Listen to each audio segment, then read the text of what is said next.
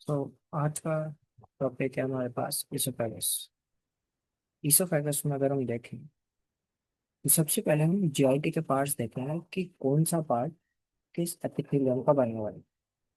तो ओरल से स्टार्ट करते हुए we will go to the anal cavity कि वहां तक के इसोफेगस, सॉरी वहां तक की जो पार्ट्स हैं हमारे जीआईटी के वो किस किस चीज से बने, कौन से एपिथेलियम से बने हैं। जिसमें कि एक तो आता है ओरल कैविटी, उसके बाद वी हैव द इसोफेगस। ठीक है, ओरल कैविटी के बाद इसोफेगस, फिर हमारे पास होता है स्टमक और इंटेस्टाइन। स्टमक और इंटेस्टाइन्स, उसके बाद लास्ट में हमारे पास आता है एनल कैनाल। ठीक है। सो अगर हम यहाँ देखते हैं तो ये oral cavity, oesophagus and anal canal made up of the same epithelium which is the squamous epithelium. Squamous epithelium, this is also squamous epithelium, this is also squamous epithelium. ठीक है, मतलब सब में हर जगह स्क्वामस एपिथेलियम है except the stomach and intestine, जिसमें कि हमको देखने को मिलती है ग्लैंडुलर एपिथेलियम। तो glandular epithelium which is the columnar cells मिलता है, तो कोलमनार एपिथेलियम लेना से कह सकते हैं। ठीक है, ग्लैंड्स मिल कोलमनार एपिथेलियम कह सकते हैं, ग्लैंड्स वहाँ पे हमें देखने को मिलते हैं। So rest of the part of the GITs में हमको क्या देखने को मिलेगा, स्क्वामस एपिथेलियम। इसके बाद we will go to the layers जो कि हम काफी टाइम से पढ़ते आ रहे हैं। सबसे अंदर की तरफ जो हमारे पास होती है वो होती है सिरोसा। सिरोसा के बाद हमारे पास होती है मस्कुलरिस। मस्कुलरिस, वी हैव सब म्यूकोजा, सब म्यूकोजा, एंड सबसे ऊपर होती है हमारे पास म्यूकोजा। ठीक है। तो अब जो म्यूकोजा है उसके भी फर्दर तीन पार्ट्स हैं विच इज द एपिथेलियम। ठीक है, इसमें होता है एपिथेलियम, इसमें होता है lamina propria, lamina propria, and सबसे लास्ट लेयर होती है यहाँ पे which is muscularis, not this one, not this one. This is muscularis mucosae. Okay, muscularis mucosae. So ELM. This is the further bifurcation of the mucosa layer. Then we have submucosa. Then we have muscularis. And the complete name of this muscularis is muscularis propria. Now this muscularis propria is further divided into inner circular and outer columnar.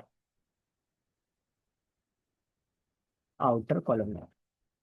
Then we have the serosa. So these are the four layers of the GIT. ठीक है। इसके बाद nerve जो जो देखने को मिलते हैं उसको डिस्कस कर लेते हैं यहाँ पे।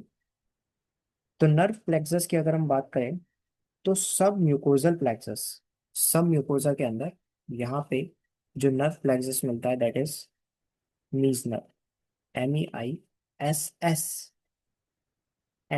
मीजनर, या फिर इसको हम सब म्यूकोजल भी कहते हैं, सब म्यूकोजल। ठीक है, प्लेक्सस ये कहाँ मिलता है, सब म्यूकोजा में मिलता है। और इसके दो एस हैं। So one S is for the submucosal, याद करने के लिए, और second S is for the secretory function. तो क्या काम होता है इसका, सिक्रीशन का। तो सिक्रीटरी फंक्शन।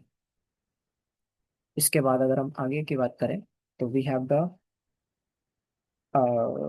माइंट्रिक और बैक प्लेक्सस, मस्कुलरिस प्रोप्रिया में, यहाँ पे इनके बीच में यहाँ पे हमें क्या देखने को मिलता है, myenteric plexus, myenteric plexus, myenteric plexus, इसको हम और बैक प्लेक्सस भी कहते हैं, ऑर्बैक्स प्लेक्सस, माइंट्रिक ऑर्बैक्स प्लेक्सस। ठीक है, इसका मोटर फंक्शन होता है, मोटर फंक्शन। ठीक, तो ये यहाँ पे मस्कुलरिस प्रोप्रिया में इनर सर्कुलर आउटर लॉन्गिट्यूडनल के बीच में मिलता है। ठीक है, माइंट्रिक और एम से माइंट्रिक और एम से मस्कुलरिस प्रोप्रिया। ठीक है। और यहाँ पे इसको ऑर्बिट प्लेक्सस भी कहते हैं। इसका मोटर फंक्शन हो गया और इसका सिग्रेटरी फंक्शन हो गया। सब म्यूकोजा, एम से मीजनर, एम से सब म्यूकोजा एंड सब म्यूकोजल प्लेक्सस भी इसको कहते हैं। ठीक। इतना हमारा कंप्लीट हो गया। तो हमने यहाँ पे क्या क्या पढ़ा, पार्ट्स पढ़े इसोफेगस। इसोफेगस के अलावा हम पूरे जीआईटी की अगर हम बात करें तो सब जगह स्क्वामस एपिथेलियम मिलेगा। स्टमक और इंटेस्टाइन में ग्लैंडुलर या कोलमनार एपिथेलियम मिलता है। लेयर्स सिरोसा, मस्कुलरिस और मिकोजा मिकोजा। तो जो मिकोजा से फर्दर एपिथेलियम में बांटा गया, लैमाइना प्रोप्रिया में और muscularis mucosae. Then we have serosa and muscularis propria. Muscularis propria में we have inner circular outer longitudinal, जिसके बीच में माइंट्रिक और बैक प्लेक्सस होता है जिसका मोटर फंक्शन होता है। और we have the submucosal plexus which is the Meissner plexus जिसका सिग्रेटरी फंक्शन होगा। दो सबम्यूकोजा में मिलेगा। ठीक है। So this is all about it. Now let's move ahead of it and try to understand what's is going in the pathology section. So we have a thing called aganglionosis. Aganglionosis. A means absent of ganglion. Absence of ganglion. इसका दूसरा नाम है हिर्स्ट springs disease और इसको megacolon कहते हैं। ठीक है। This is H. So we have Hirschsprung's disease. Hirschsprung's disease megacolon. तो इसमें क्या होता है कि अब जैसे कि इस नाम बता रहा है कि गैंग्लियन क्या होंगे, एब्सेंट होंगे। एब्सेंट होंगे गैंग्लियन सेल्स। तो गैंग्लियन सेल क्या होंगे, एब्सेंट। उसके बाद आरईटी जीन होता है जिसका क्या हो जाता है, म्यूटेशन। आरईटी जीन का म्यूटेशन हो जाता है। बेसिकली वो फंक्शन नहीं कर पाता आरईटी जीन। अब म्यूटेशन हो जाएगा तो फंक्शन नहीं कर पाएगा। तो loss of function.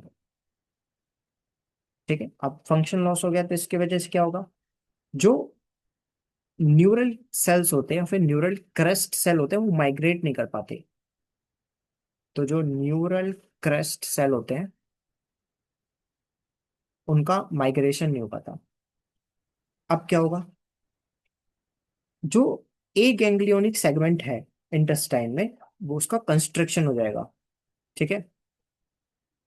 A ganglionic cell का क्या हो जाएगा, कंस्ट्रक्शन हो जाएगा। कहाँ पे, इन द इंटेस्टाइन। उसके बाद क्लिनिकल फीचर हमें क्या देखने को मिलेगा कि जो फर्स्ट फीसिस होते हैं, जो बेबी का फर्स्ट फीसिस होता है विच इज द मिकोनियम, तो वो फेल हो जाता है, पास नहीं हो पाता वो। अब एक छोटा सा डायग्राम बनाकर हम इस चीज को समझते हैं। This is the picture.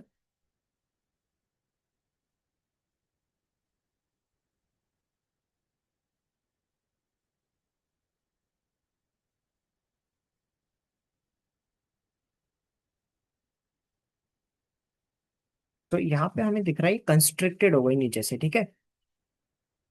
Constrict, A ganglionic segment का क्या हो गया, कंस्ट्रक्शन। ए गैंग्लियोनिक सेल का क्या हो जाएगा, कंस्ट्रक्शन हो जाएगा। ए गैंग्लियोनिक सेल का कंस्ट्रक्शन हो जाएगा। क्यों, क्योंकि न्यूरल क्रैश सेल पास नहीं हो पाए, फेलियर हो गया उनका माइग्रेशन। क्यों फेलियर हो गया, क्योंकि आरईटी जीन का म्यूटेशन हो गया। ठीक है। अब इसकी वजह से मिकोनियम जो पास नहीं हो पाया वो ऊपर चढ़ जाएगा। तो इसका हमें ये जो कोलोन है इसका क्या मिले, डायलेशन देखने को मिल रहा है। तो this is called as the mega colon. ठीक है। हिर्च स्प्रंग्स डिसीज इसको हम कहते हैं। और ए गैंग्लियोनोसिस, तो इसमें होता क्या है, गैंग्लियन सेल एब्सेंट हो जाते हैं जिसकी वजह से आरईटी जीन का म्यूटेशन हो जाता है। आरईटी जीन अपना फंक्शन नहीं कर पाता जिसकी वजह से न्यूरल सेल फ्लो नहीं कर पाते, जिसकी वजह से क्या होता है, जो गैंग्लियोनिक सेगमेंट होता है वो कंस्ट्रिक्टेड हो जाता है जिसकी वजह से मेगा कोलोन कोज होता है, मिकोनियम पास नहीं हो पाता। So this is the disease, aganglionosis, या इसको हम हिट्स स्प्रंग डिसीज कहते हैं। हिट्स स्प्रंग डिसीज, ठीक है। इसके बाद पेसमेकर सेल्स की बात करते हैं। पेसमेकर सेल, ठीक है। पेसमेकर सेल क्या हो गई? यहाँ पे पेसमेकर सेल्स में मिलते हैं सेल ऑफ कहाल, ठीक है। ये काजल नहीं है, कहाल कहते हैं इसको, सेल्स ऑफ कहाल। अब ये सेल्स ऑफ कहाल का क्या हो गया? ये हो गए म्यूटेट, म्यूटेशन हो गई इनकी। अब सेल्स ऑफ कहाल की अगर म्यूटेशन हो गई तो इसकी वजह से होता है जस्ट। जस्ट का मतलब हो गया गैस्ट्रो इंटेस्टिनल स्ट्रोमल ट्यूमर, ठीक है। ट्यूमर कॉज हो जाएगा इसकी वजह से। तो पेस मेकर सेल्स, हमारे पेस मेकर सेल्स कौन से होते हैं? सेल्स ऑफ काहल। अब सेल्स ऑफ काहल का अगर म्यूटेशन हो गया इसकी वजह से होता है just gastrointestinal stromal tumour, ठीक है। इसके बाद हम आगे बढ़ते हैं इसमें, and we will study the oesophagus के फीचर्स। ईसोफेगस फीचर्स, ईसोफेगस के फीचर्स देखते हैं अब, ठीक है। तो जो लेंथ होती है ईसोफेगस की, दैट इज 25 सेंटीमीटर, ठीक है। इसमें सिरोसा वाली लेयर एब्सेंट होती है, ठीक है। ईसोफेगस में सिरोसा जो है वो नहीं मिलती, बाकी मस्कुलरिस, समीपोसा, मुकोसा वो सब मिलते हैं, सिरोसा इसमें एब्सेंट होती है। तो फंक्शन इसका क्या है? जो ईसोफेगस है, कॉन्ट्रैक्शन एंड रिलैक्सेशन, जिसकी वजह से जो फूड है वो पास हो पाए। तो जैसे कि हमारी ईसोफेगस हो गई, ठीक है। तो और यहाँ पे हमारा हो गया फूड,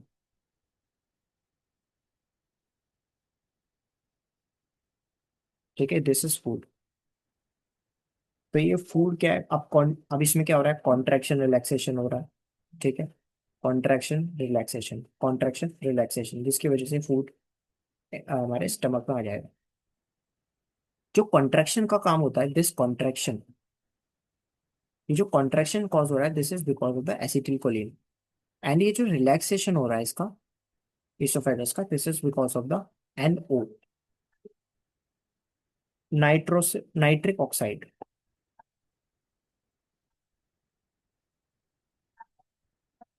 एंड इसके बाद VIP,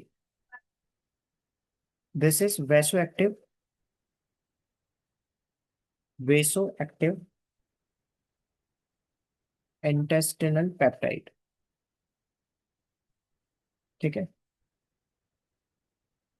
NO and VIP, इसकी वजह से होता है रिलैक्सेशन, ठीक है। तो यहाँ पे क्या हो रहा है कि ईसोफेजस में क्या होता है कि एसिटाइल कोलिन तो ठीक है, लेकिन ये जो NO है और ये जो आपका VIP है, ये फंक्शन नहीं कर पाता, ठीक है। तो ये क्या काम करा रहा है? एसिटाइल कोलिन कॉन्ट्रैक्शन का काम करा रहा है, और ये क्या काम करा रहा है? रिलैक्सेशन का काम करा रहा है, ठीक है। अभी क्या हो रहा है कि एसिटाइल कोलिन तो बराबर आ रहा है, लेकिन ये जो NO है, नाइट्रिक ऑक्साइड, और VIP जो है, इनका फंक्शन नहीं हो पा रहा। अब जब इनका फंक्शन नहीं हो पा रहा तो रिलैक्सेशन नहीं हो पाएगा। इसको कंडीशन को हम बोलते हैं, इस बीमारी को हम बोलते हैं, this is called as the achalasia cardia, achalasia cardia, also called as the mega oesophagus, ठीक है। मेगा इसोफेगस और एक्लेजिया कार्डिया, मतलब यहाँ पे लॉस ऑफ इनहिबिटरी न्यूरॉन, मतलब NO और VIP का, जिसकी वजह से रिलैक्सेशन नहीं हो पाएगा।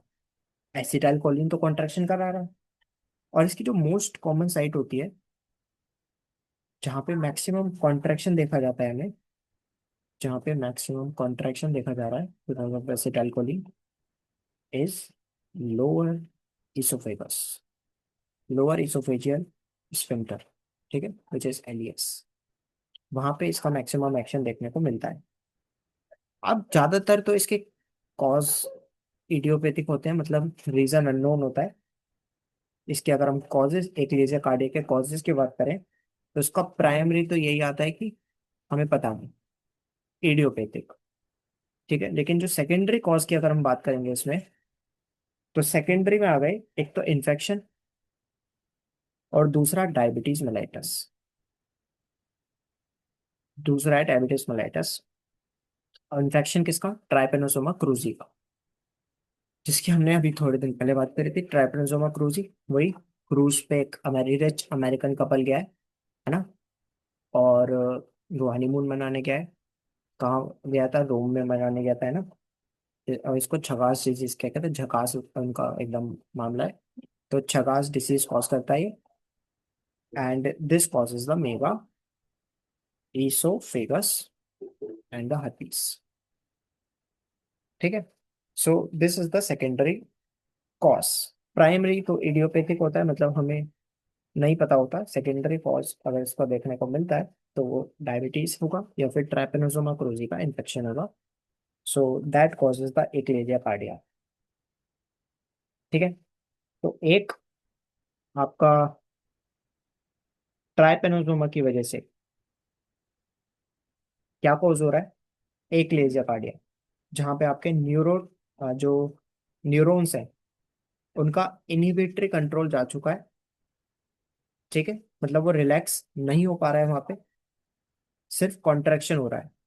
अब इसमें भी क्या है कि जब ऐसे, ये आपका हो गया इसोफेगस, और यहाँ पे स्टमक वगैरह हो गया, तो जब जैसे यहाँ पे लोअर इसोफेगस में ये प्रॉब्लम देखी जाती है, तो अभी क्या है, ये ऐसे कॉन्ट्रैक्शन हो गया इसका। ठीक है, तो अब जो बाहर से फूड आ रहा है, ठीक है, ये किसी तरह से खोल के निकल जाएगा अंदर। ठीक है, लेकिन तो अगर ऐसा होता है, पहली बात तो पेशेंट को यहाँ पे होगा डिस्फेजिया। ठीक है, मतलब खाया पिया नहीं जाएगा उस पे। अब खाया नहीं जाएगा या पिया नहीं जाएगा, उसमें प्रॉब्लम हो रही है उसको। तो एग्जैक्टली exactly किस चीज में ज्यादा प्रॉब्लम हो रही है? अगर वो बोलता है कि लिक्विड देन सॉलिड, मतलब कि जो सॉल्ट, अगर लिक्विड, वो पेशेंट कहता है कि लिक्विड तो डॉक्टर साहब निकला जा रहा है मेरे पे, लिक्विड लेने में प्रॉब्लम नहीं हो रही, लेकिन सॉरी, लिक्विड, हाँ, यहाँ पे उसको जो प्रॉब्लम आ रही है वो आ रही है कि ये जो सॉलिड है, वो तो आराम से पास आउट हो जाता है। सॉलिड आराम से पास हो रहा है, लेकिन लिक्विड जो है वो प्रॉब्लम क्रिएट कर रहा है यहाँ पे। ठीक है,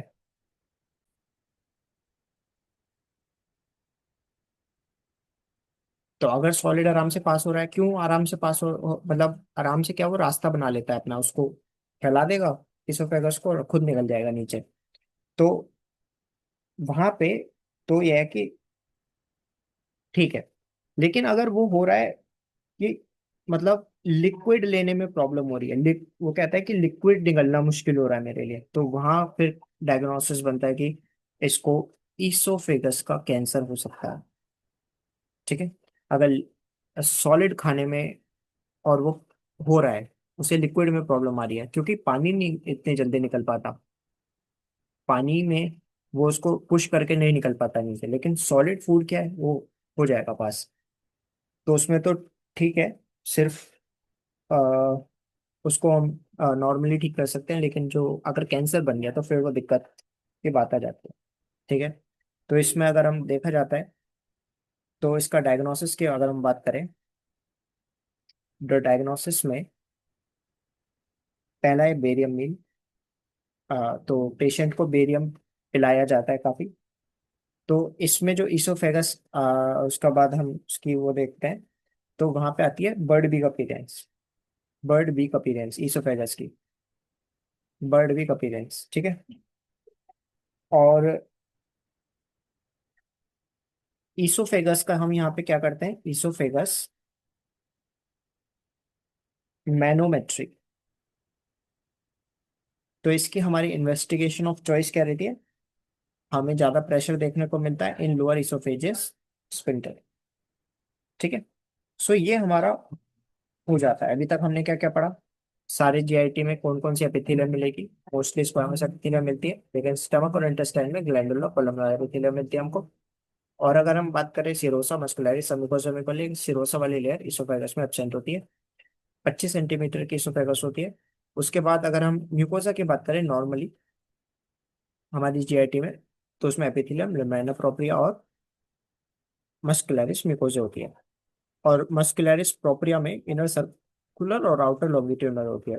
और नर्व प्लेक्सस क्या पढ़ेंगे? इस नर्व सबम्यूकोजल प्लेक्सस जिसका सिक्रेटरी फंक्शन है, माइट्रिक और बैक प्लेक्सस जिसका मोटर फंक्शन है। ठीक है। इसके बाद कुछ नर्व बॉडीज भी होती है। ठीक है।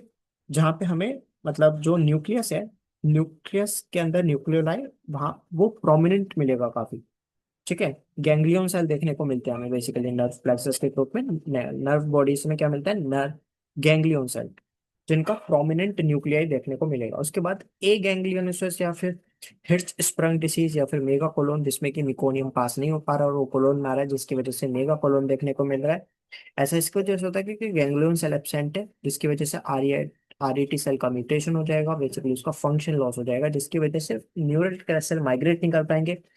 और कंस्ट्रक्शन ए ग्रैन्युलर जो ए गैंग्लियोनिक सेगमेंट इंटेस्टाइन में होता है उसका कंस्ट्रक्शन हो जाएगा, जिसकी वजह से मेकोनियम पास नहीं हो पाएगा और मेगा कोलोन हो जाएगा। Pacemaker cell cell of Cajal होते हैं, जिनके म्यूटेशन की वजह से आपका जस्ट हो जाता है gastro intestinal stomach cancer tumour. और इसोफेगस के हमने अभी फंक्शंस पढ़े, जिसमें कि कॉन्ट्रैक्शन एसिटाइलकोलिन करता है, relaxation nitric oxide and VIP which is vasoactive intestinal peptide. अगर एकलेजिया कार्डिया मेगा इसोफेगस, इसका मतलब है कि रिलैक्सेशन वाले जो हॉर्मोन्स हैं आपके एनओ और वीआईपी, वो उनका न्यूरॉन्स है, उनका उनका फंक्शन लॉस हो गया है, मतलब रिलैक्सेशन नहीं हो पा रहा है, लेकिन कॉन्ट्रैक्शन हो जा रहा है। तो प्राइमरी कॉज इसका इडियोपैथी होता है, मतलब हमें फंक्शन पता नहीं होता, हमें रीजन पता नहीं होता। सेकेंडरी इसका है ट्राइपेनोसोमा क्रूजी और डायबिटीज मेलाइटस। ठीक है। क्लिनिकली हम डिस्फेगिया मतलब खाने पीने में तकलीफ होगी, पेशेंट को खाने में प्रॉब्लम है, तो कैंसर का कॉज इसका इसोफेगस कैंसर हो सकता है उसको। और अगर लिक्विड निकलने में प्रॉब्लम हो रही है, तब वो दूसरी वो एक मतलब वहाँ फूड आराम से ले पा रहा है पेशेंट, इसमें बेरियम मील पिलाई जाती है। उसके बाद अगर हम देखते हैं तो बर्ड भी अपीयरेंस देखने को मिलती है। ठीक है। इसके बाद हम आगे बढ़ते हैं। आगे हमारे पास इसमें आता है ऑलग्रॉफ सिंड्रोम। ठीक है। ऑलग्रॉफ लेट मी ऑलग्रॉफ सिंड्रोम। तो ऑलग्रॉफ में ऑल ए है। ठीक है। ओले का मतलब achalasia cardia, achalasia cardia. Then we have alacrima. Then we have ACTH resistance, एक ACTH resistant adrenal insufficiency. Then we have this is all। And grow से हम याद कर सकते हैं grow, grow with time. All symptoms जो होते हैं वो टाइम के साथ प्रोग्रेस करते हैं, grow with time. And AAAS gene mutation. ठीक है। इसके बाद हम पढ़ते हैं इसोफेजाइटिस। वी हैव इसोफेजाइटिस, तो इन्फ्लेमेशन, आइटिस में इन्फ्लेमेशन इन इसोफेगस। तो इसका जो कॉज है, इसके चार कॉज हो सकते हैं। First is chemical cause, second is reflux, reflux cause the esophagitis, third is infective, and the fourth is eosinophilic। eosinophilic cause हो सकता है। ठीक है। ये हमें चार चीजें देखने को मिलेंगी। ठीक है। We have the chemical cause. Chemical में क्या आ जाता है हमारे पास? केमिकल में हमारे पास बिस फॉस्फोनेट, बिस फॉस्फोनेट्स आ जाते हैं। तो ये एक्चुअली बिस्फोस्फोनेट्स जो एलोपैथिक डॉक्टर्स होते हैं वो देते हैं टू द ओस्टियोपोरोटिक पेशेंट्स, ठीक है। और फिर उस पेशेंट को बोला जाता है कि लाइक 30 मिनट तक उसके कंजम्पशन के बाद लेटना नहीं है। अगर लेट जाता है पेशेंट तो वो चिपक जाता है इसोफेगस में, जिसकी वजह से केमिकल इसोफेजाइटिस हो जाता है। तो बिस्फोस्फोनेट एक वजह हो सकती है कि ओस्टियोपोरोसिस के पेशेंट को आपने दिया बिस्फोस्फोनेट, और बिस्फोस्फोनेट आपका इसोफेगस में चिपक गया, इसकी वजह से केमिकल इसोफेजाइटिस हो गया आपको। ठीक है, एक रिफ्लक्स होता है। तो रिफ्लक्स एक कॉजेज द बैरेट्स इसोफेगस, तो जिसको हम अभी अच्छे से पढ़ेंगे, बैरेट्स इसोफेगस। ये हमारे काम की चीज है। और इन्फेक्टिव होता है, ठीक है। और इन्फेक्टिव के अलावा वी हैव ईओसिनोफिल, ठीक है। तो अब हम ध्यान देते हैं बैरेट्स इसोफेगस पे। तो बैरेट्स इसोफेगस मेटाप्लेजिया है। मेटाप्लेजिया इज ऑलवेज रिवर्सिबल, जिसमें कि आपका जो स्क्वामस सेल्स होते हैं वो कन्वर्ट हो जाते हैं इनटू द कोलमनार। तो इसे कोलमनार मेटाप्लेजिया भी कहा जाता है, ठीक है। गैस्ट्रो इसोफेजियल रिफ्लक्स डिसीज होती है ये। मतलब क्या है कि जो हमारा इसोफेगस हो रहा है, जस्ट सेकेंड, जो हमारा ये है आपका, तो स्टमक से वापस यहाँ पे एसिड इधर की तरफ आ रहा है। अब एसिड वापस आ रहा है तो रिफ्लेक्स रिजर्जिटेट हो रहा है into the oesophagus from the stomach, जिसकी वजह से यहाँ की जो मेटाप्लेजिया, सॉरी, यहाँ पे मेटाप्लेजिया देखने को मिलेगा। मतलब यहाँ के जो सेल्स हैं वो हमने पढ़ा कैसे होते हैं। सब जगह के सेल्स स्क्वामस सेल्स होते हैं, स्टमक और इंटेस्टाइन को छोड़ दे तो। यहाँ पे कौन से मिलेंगे, तो स्क्वामस सेल्स। यहाँ पे कौन से होते हैं, यहाँ पे होते हैं हमारे, हमने जो पढ़ा था उसमें क्या लिखा था, ये ग्लैंडुलर और कोलमनार सेल्स होंगे। तो यहाँ पे क्या होंगे, कोलमनार सेल्स, ठीक है। अब क्योंकि अब कोलमनार सेल्स में क्या होता है, कोलमनार सेल्स में होता है आपका वाइन शेप्ड गॉबलेट सेल्स, ठीक है। गॉबलेट सेल देखे जाते हैं जो कि म्यूकस बनाएंगे। तो अब गॉबलेट सेल म्यूकस बनाएंगे तो प्रोटेक्शन के लिए बनाते हैं कि एसिड से हमारी स्टमक बची रहे। तो यहाँ पे गॉबलेट सेल्स होंगे कोलमनार सेल्स में, वो म्यूकस बनाएंगे और उस म्यूकस से एसिडिक वाला बच जाएगा सेक्शन, एसिड की वजह से प्रोटेक्ट हो जाएगा। तो अब यहाँ पे एसिड वापस, यहाँ एसिड आ रहा है तो स्क्वैमस सेल को किस में कन्वर्ट होना पड़ेगा, कोलमनार सेल, सो दैट वो म्यूकस बना पाए, अपने आप को बचा पाए। तो इसलिए टेम्पररी मेटाप्लेजिया हो जाएगा कि squamous cells of oesophagus convert हो जाएंगे कोलमनार सेल्स ऑफ ईसोफेगस में, ठीक है। तो ये रिवर्सिबल होता है। मतलब जब ये प्रॉब्लम ठीक हो जाती है तो वापस इस कोलमनार की जगह स्क्वामस बन जाता है। तो दिस इज GERD। लेकिन अगर ये लंबा चल गया तो दिस विल क्रिएट मेटाप्लेजिया, जो है वो न्यूप्लेजिया में कन्वर्ट हो जाएगा। मतलब वहाँ पे कैंसर डेवलप हो जाएगा। तो इसको हम इंटेस्टिनल मेटाप्लेजिया कह सकते हैं। This is called as the glandular और कोलमनार मेटाप्लेजिया, इसको हम कह सकते हैं। जिसमें कि अगर हम इसको देखते हैं तो रेड वेलवेटरी या फिर साल्मन पिंक एपिथेलियम दिखती है हमको, ठीक है। एंडोस्कोपी जब करी जाती है, अगर वो लेस देन 3 सेंटीमीटर सेक्शन में दिख रही है तो शॉर्ट सेगमेंट में दिख रही है, तो एक तो वो चीज हो सकती है। और मोर देन 3 सेंटीमीटर में तो लॉन्ग सेगमेंट में देखी जा रही है, तो वो भी हो सकता है यहाँ पे। बायोप्सी करने पे गॉबलेट सेल्स इंटेस्टिनल एपिथेलियम में देखते हैं। जो इसको देखा जाता है वो स्टेनिंग करी जाती है, क्योंकि इसके अंदर क्या होता है, एसिडिक म्यूसिन होता है। गॉबलेट सेल्स में क्या होता है, एसिडिक म्यूसिन। तो हम स्टेन जो डालते हैं एल्सियन ब्लू स्टेन डालते हैं, जिसकी वजह से ब्लू ब्लू कलर का हमें वो दिख जाता है अलग से। तो पता चल जाता है कि मेटाप्लेजिया हुआ है या नहीं। क्लिनिकल फीचर जो इसके देखे जाते हैं बैरेट्स इसोफेगस के, वो उसमें हमारा आता है कि हार्ट बर्न हो रहा है पेशेंट का, ठीक है। और चेस्ट पेन। अब चेस्ट पेन पेशेंट लेके आया डॉक्टर के पास, चेस्ट पेन हो रहा है डॉक्टर साहब, तो सबसे पहले तो MI डिपिक्ट करेगा। मतलब ये जो है chest pain here mimics the MI, myocardial infection के हार्ट अटैक के कॉज। अगर डॉक्टर को सबसे पहले लगे कि हार्ट अटैक का तो नहीं है मामला, ठीक है। So this one is premalignant condition, Barrett oesophagus. And dysplastic glandular metaplasia, ठीक है, डिस्प्लास्टिक ग्लैंडुलर मेटाप्लेजिया। तो अगर कैंसर हो गया, दैट इज एडिनोकार्सिनोमा, एडिनोकार्सिनोमा, ठीक है। And we have categorisation of dysplasia in Barrett oesophagus. तो क्लासिफिकेशन दिया गया है by Riddell and Vienna, classification दिया गया है, जिसको हमें ध्यान रखने की जरूरत नहीं है। So basically this is dysplastic glandular metaplasia which is एडनोकार्सिनोमा।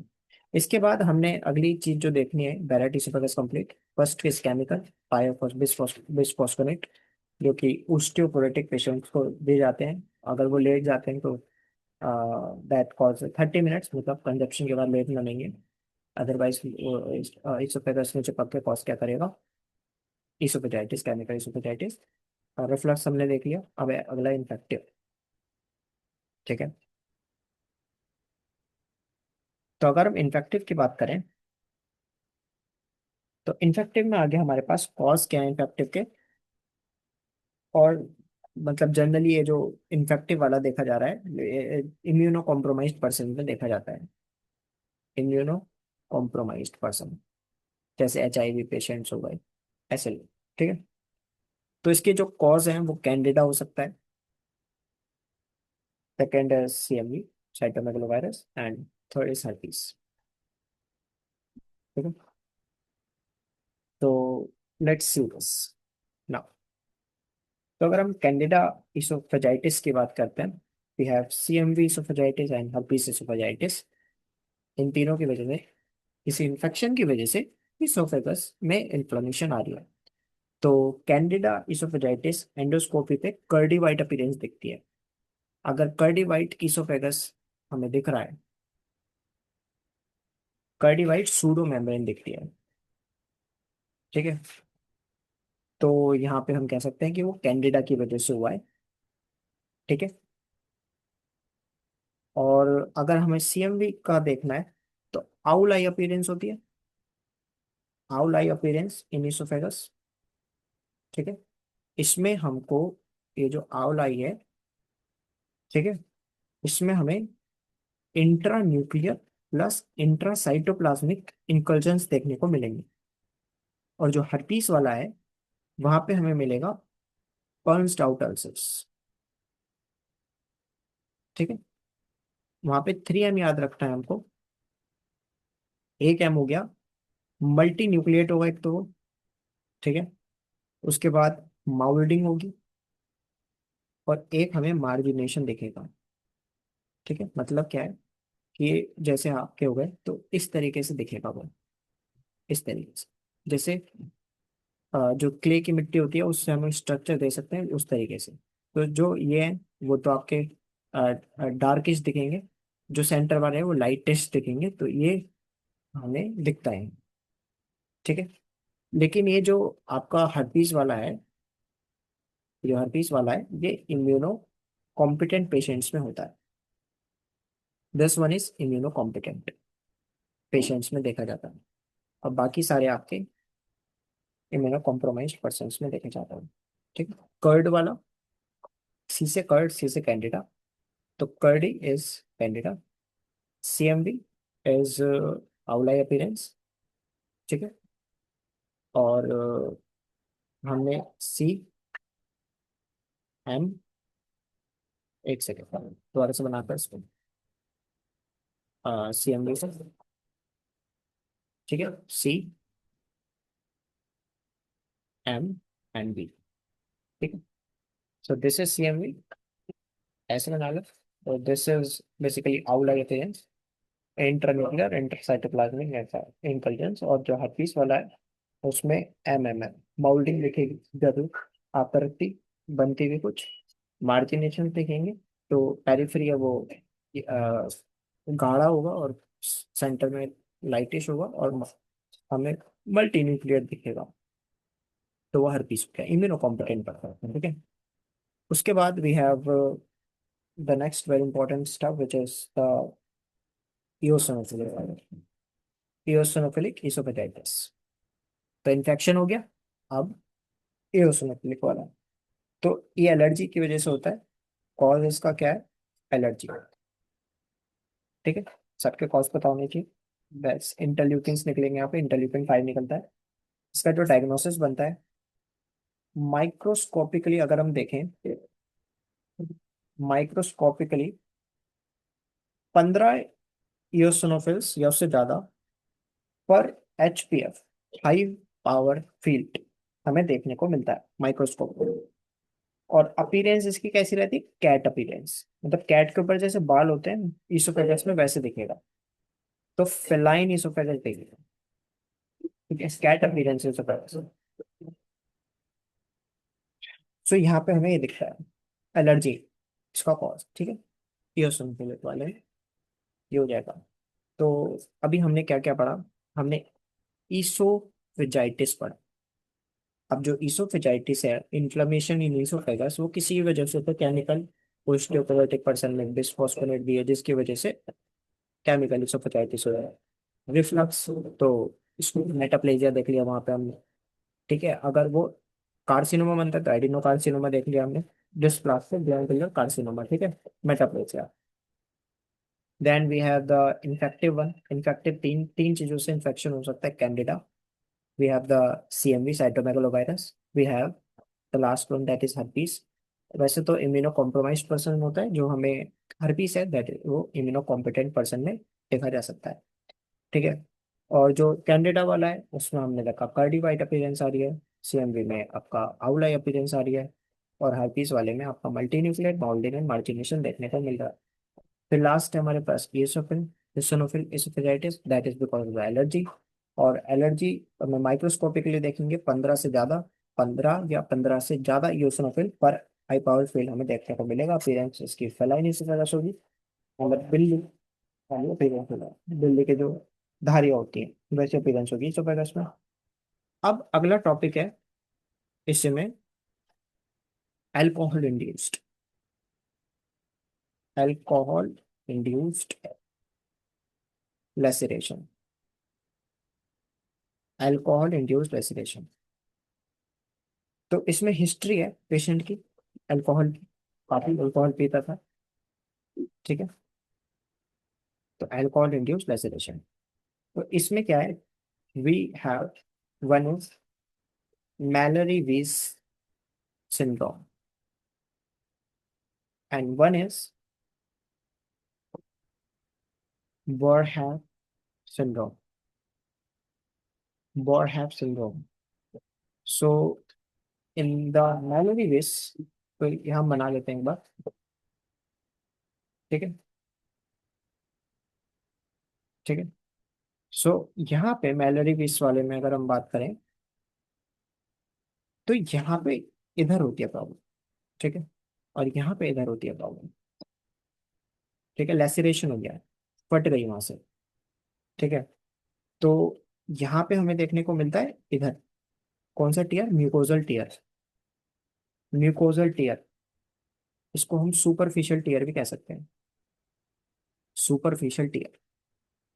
ठीक है, ये लॉन्गिट्यूडनल एक्सिस में होता है, लॉन्गिट्यूडनल एक्सिस में देखने को मिलेगा ये। ठीक है, और इन एक्सिस लॉन्गिट्यूडनल मतलब बिलो इसोफेगस। ठीक है, जो हम देख सकते हैं यहाँ पे। और अगर हम बोर हैफ सिंड्रोम की बात करें, तो वहां पे हमको फुल थिकनेस टीयर, मतलब पूरा ही टीयर देखने को मिलेगा। तो फुल थिकनेस, यहाँ पे सिर्फ म्यूकोजल टीयर है, सुपरफिशियल टीयर है।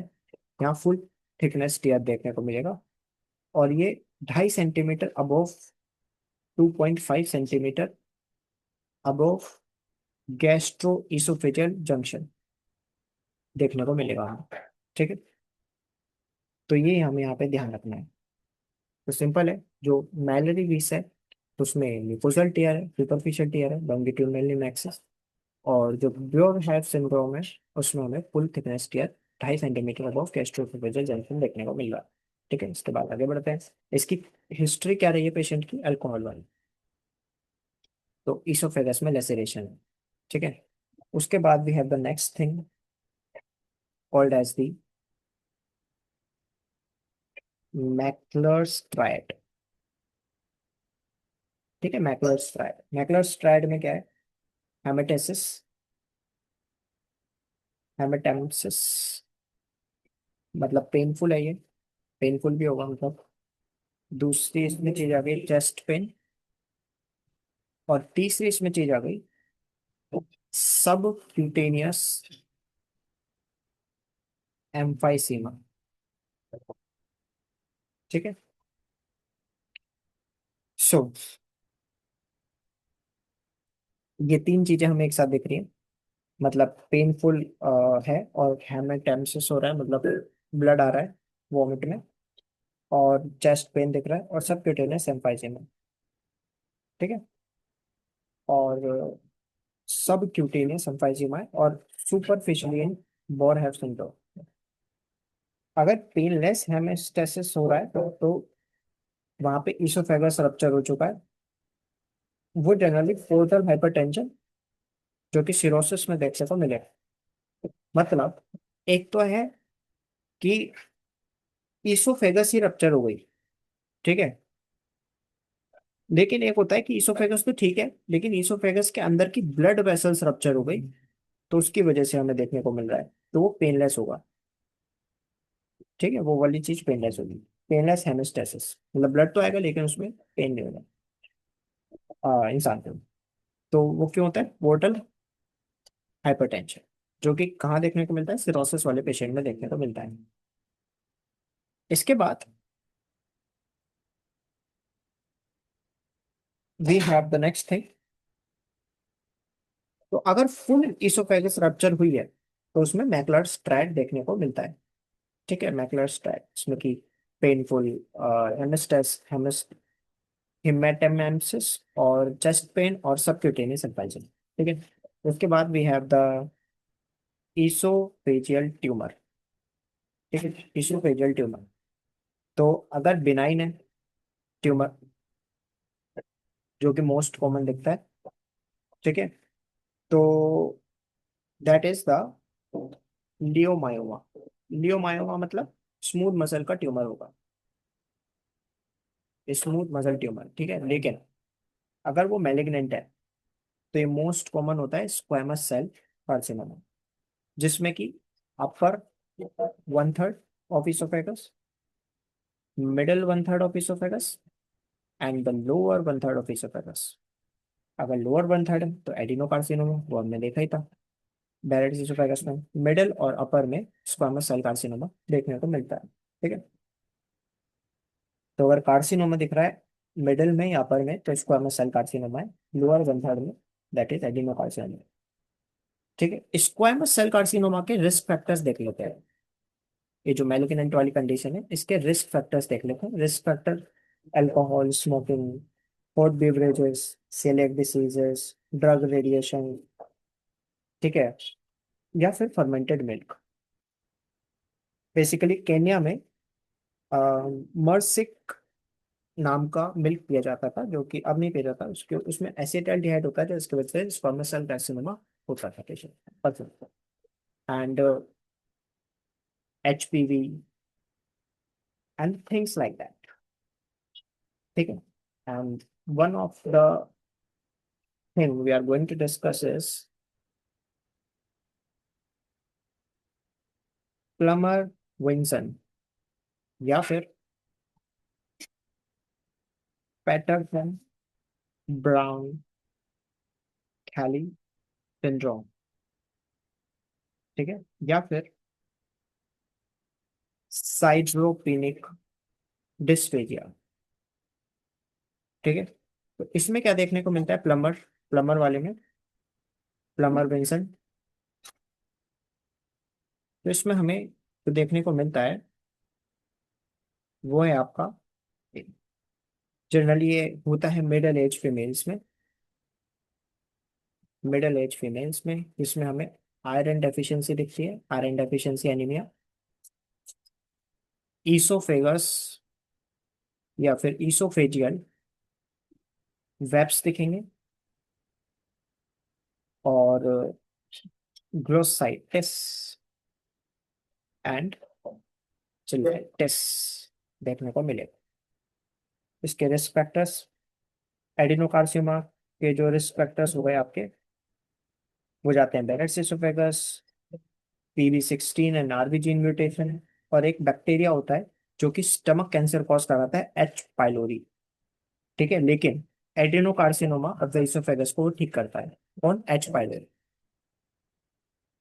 ये बैक्टीरिया है जो कि क्या कराता है? Stomach cancer. लेकिन जो इसोफेगस कैंसर होता है, इस एडिनोकार्सिनोमा, लोअर इसोफेगस कैंसर, ठीक है, तो उसको ये वहां पे प्रोटेक्टिव फैक्टर क्रिएट कर। लेकिन इसका डायग्नोसिस क्या है? तो इसका जो डायग्नोसिस बनता है that is squamous cell carcinoma and adenocarcinoma का। स्क्वामस सेल कार्सिनोमा में केराटिन पॉल्स दिखते हैं, और एडिनोकार्सिनोमा में ग्लैंड्स में देखा जा सकता है। ठीक है, तो दिस इज कंप्लीटेड।